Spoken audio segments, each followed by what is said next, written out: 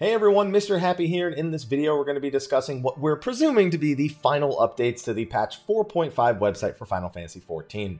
Now if you're newer to the community or just weren't aware of this, for every major patch we pretty much get a little promotional site that gradually updates as we get closer to content releases. You know, they have patch 4.5 proper, then 4.51, 4.55, 4.56, and so there's been constant updates on that website, and what we're looking at is probably the final update to that website. We ourselves are actually looking at the media kit that is publicly provided on Square Enix's press site for Final Fantasy XIV. Before we go any further though, little spoiler warning, because we are talking about the very end of Stormblood and the very last major patch for Stormblood, there's no doubt going to be a couple of spoilers here. So if you're someone who's newer, doesn't want to know some of the things going on, I'd highly recommend turning off the video now, or just not complaining that you were spoiled. Either way, it works. So among the three things we're supposed to be getting in patch 4.56 include the finale to the Stormblood main story, the finale to the Hildebrand Stormblood story, and the Allied Beast Tribe quests. And we have previews for each of those as we scroll down.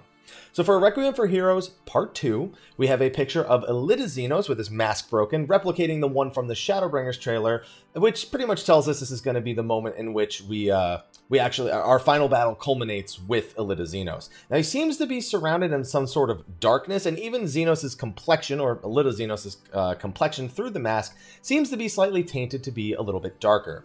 Now, whether this has anything to do with the Black Rose, or if this has something to do with, of course, an Ascian being in that body, we'll have to wait and see, but something obviously nefarious is going on, and since we know that these events will lead to us becoming the Warrior of Darkness, it's something that we have to be paying very close attention to. The other screenshot is Sad Tataru, and I feel like you could just take this screenshot and apply it to every single patch, because I feel like there's a Sad Tataru in every single patch. So, I don't know, maybe that's just me. She's also in her original clothes. She's not in her Kugane outfit, so I'm wondering why that is, but at least it's worth mentioning. As for the little text blurb we have, with their negotiations in tatters, the Eorzean Alliance must shore up its defenses as the Empire brings its might to bear on the Alamegan border. In a bid to tip the scales, the Warrior of Light rushes to join the fray, and all while a mysterious voice beckons. Can Eorzea's champions resist the call, or will the otherworldly Requiem claim its final victim?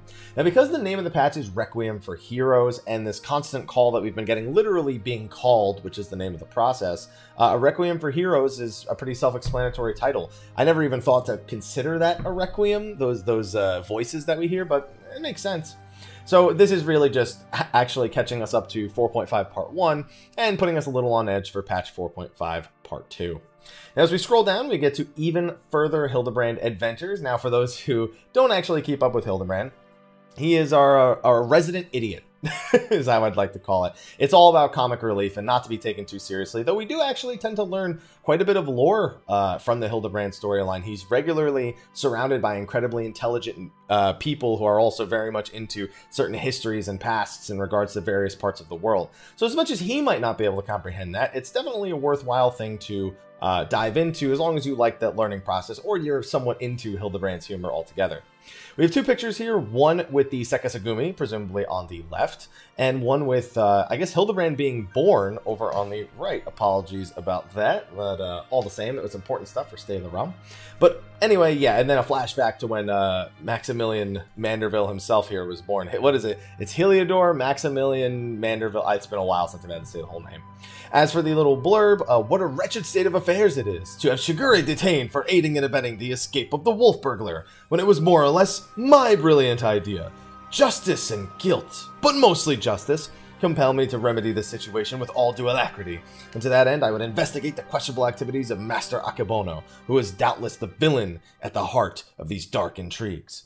Yet what is this curious sensation, this foreboding familiarity which gnaws at my breast? Could it be a long-lost fan? Now, for those who don't know, we are likely getting a trial as the finale for the Even Further Hildebrand Adventures. At the North American Fan Festival, I had the privilege of doing the Yojimbo Trial, which Yojimbo is the final boss of Kugane Castle, and he is very much present throughout the Even Further Hildebrand Adventures for Stormblood. And the trial was interesting. I won't spoil what happens in the trial, but it's definitely a spoiler for Hildebrand. And Yoshi P himself even warned us that at FanFest proper. So I think you'll like it. I would do it. If you haven't done it, do it. Do it. Finally, we get a picture and a very quick blurb here for the Allied Beast Tribe quest. This is something we've gotten in the previous expansions as well. It's basically a quest line that opens up after you've maxed out your rank with all of the beast tribes within a specific expansion. So for Realm Reborn, there are 5 beast tribes total, and then for Heavensward there are 3, and for Stormblood there are 3.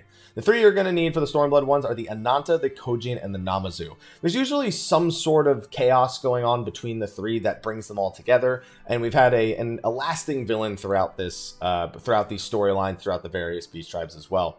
There's usually some comedy involved as well, and some glamour related rewards, so nothing too major, but it's always a good story and expands on the lore of the world a little bit. It says it's a spectacular tale that waits in the far east where the Ananta, Kojin, and Namazu meet at last. But for them to come together, things must first fall apart. Now, all of this was stuff we expected for patch 4.56, and there's another thing we expected for patch 4.56, and that was the release date of the last Tuesday of March. Now, at the North American Fan Festival, it was initially unveiled it would be late March. Classically, when they say that, it means the last Tuesday. At the European Fan Festival, Foxclon in English stated that we would be receiving it the week or the Tuesday after the JP Fan Festival. So this hasn't really been a mystery, though a lot of us were kind of hoping we misheard Foxclon, because a lot of us wanted this before JP Fan Fest, so they wouldn't have to hold back anything in regards to lore. Now there's concerns over maybe us not getting the full trailer, or them not being able to divulge all the details because it's before patch 4.56. But, I mean, fingers crossed that it doesn't stop them from revealing anything, although I'm sure there'll be at least one thing. And in case you needed any sort of confirmation, it's not on the screen. There we go. This is official stuff that comes right off the Square Enix site. Patch 4.56 is March 26, 2019, which means that it'll be the first thing I do after I get back from Japan, because in case you hadn't heard, I am attending the JP Fan Festival in Tokyo in person, courtesy of Square Enix, who's flying me out for the event. They are sponsoring the event and expect a ton of content on the YouTube channel coming out of the event, because I want to pay that in kind as much as possible. That includes an interview and a trip to the Japan studios in Shinjuku, as well as a trip over to the Eorzean Cafe, a Final Fantasy XIV themed cafe in Akihabara. So anyway, that's what my plans are for the weekend. So expect it to be a very busy weekend on YouTube as well as in life. Anyway, I've got State of the Realm to get ready for, so thank you for watching this video. I'll include sources to everything in the description of the video below, and I will see all of you in the next one. So thanks for watching, and until then, take care.